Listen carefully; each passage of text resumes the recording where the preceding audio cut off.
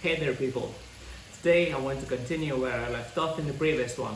So if you haven't watched the video before, please do go back to that video. I will link it here or here and watch it so you understand where I'm coming from and how did I start in triathlon.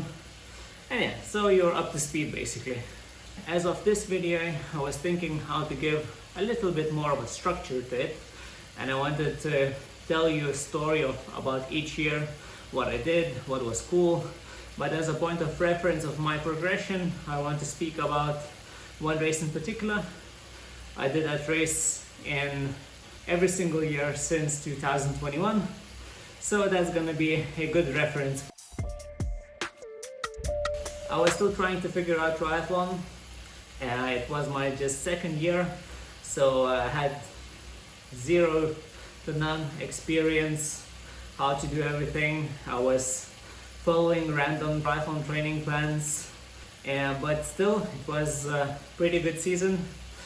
In 2021, for the very first time, I signed up for BC triathlon, and I think, if my research is correct, that was the very first time that I did Olympic distance. That went pretty well. My performance was just okay, let's call it that way. I did it in 2 hours 19 minutes. I placed 41st overall and 18th in my age group.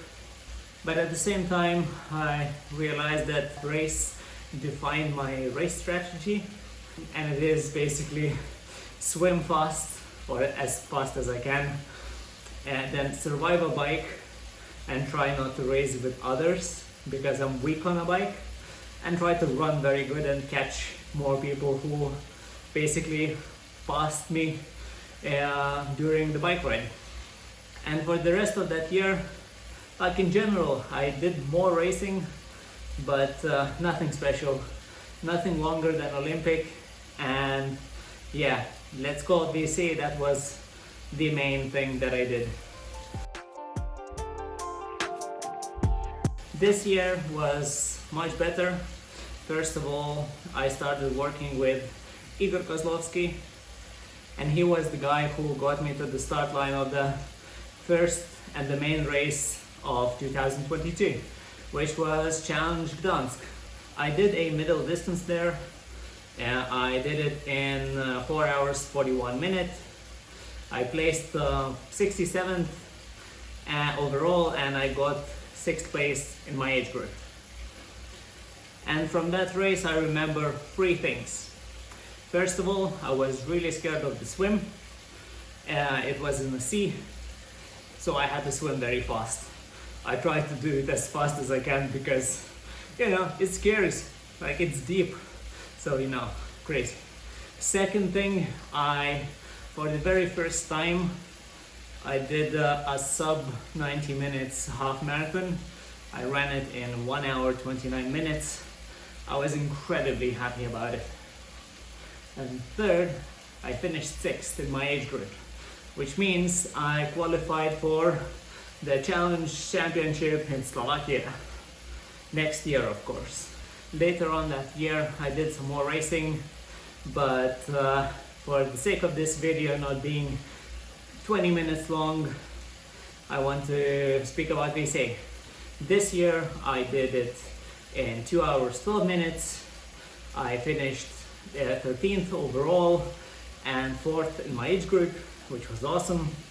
But in the back of my mind, I started feeling that, I am improving in the swim and bike and run, especially on the bike and the run. And I started thinking that maybe I am able to do it faster. And if I train a little bit more, and I had a goal in my mind of doing Olympic distance in faster than 2 hours 10 minutes. As well as I really wanted to run a 10K in less than 40 minutes. That felt like a challenge to me, and I wanted to chase that. Later on that year, I started feeling that I'm lacking a little bit of community and I wanted to have some more people around me, people to train with, people to hang out. So I joined Lovestream's running triathlon club, which means I had to part ways with Igor as my coach, and Edgar Dedhov took over my training. Despite that being a little bit sad, Edgar is long distance triathlon coach, so with my goals being eventually doing an Ironman, that fitted much better. And here comes 2023. This year was incredible. As usual for me, the very first one is the main race of the year. I guess that's not the best approach. So let me know in the comments, what do you think, what should be the best approach? Should we do this early in the season, mid or later in the season? What should be the best time for a main race? As mentioned before, in 2022 I qualified to race Challenge Championship in 2023. So that time arrived and I went to that iconic place. Overall, I don't want to expand on this, but it was amazing. Like in general, the vibe, the culture, the people, the organizing was good. Like there is no complaints. Yeah, it was great. Location is beautiful. Everything is closed. Race is safe. Course is fast. I was happy to be there, and I was happy with my results as well. I managed to do it in 4 hours 22 minutes, but most importantly, I was very happy with the run that I did. Half marathon in 1 hour and 26 minutes. That sounded just crazy to me. I was very surprised by myself.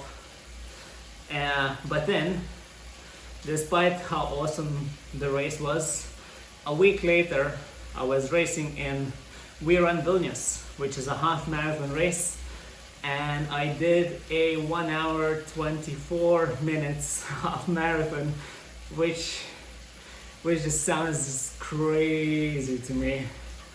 And I placed 24th, I think, which is like, what? I never thought that I will be doing sub 90 minutes half marathon. So yeah, that's incredible.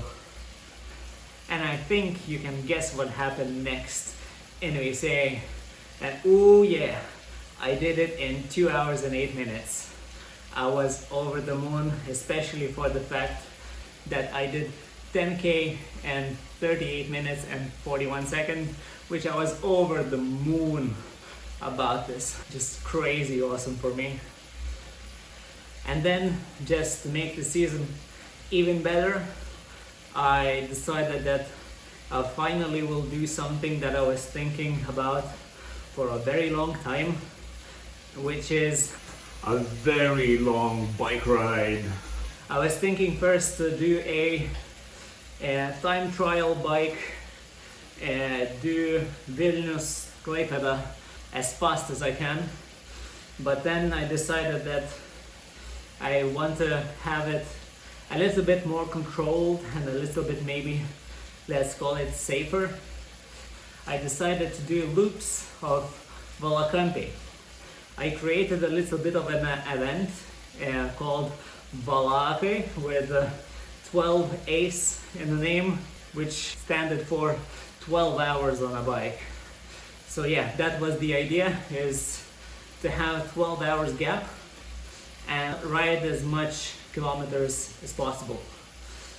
I was riding that loop, which is 5 kilometers and 200 meters approximately. I did that for 160 times, which sounds a bit lunatic, but I ended up calculating a 352 kilometers, and the lapse time was, I think, 10 hours and 16 minutes. I will add a screenshot of Strava here. So here is the whole data about the ride. I ended up not doing like the full 10 hours of like actually moving time, but that was enough for my body. Like the total time was still 12 hours. I started at 6 o'clock in the morning and finished at 6 o'clock in the evening. But yeah, I felt broken after it, but I was so happy that I did it. And that's my longest bike ride ever. And that concluded my 2023 season. Well, this is it for my journey so far. I missed quite a few races that I haven't talked about, but I think the main things I mentioned. And if you have any questions, or if you want me to talk about any specific race more or event, like whatever, just let me know in the comments. But for now, just subscribe to my channel and see you in the next video. And now I'll just continue riding Zwift here.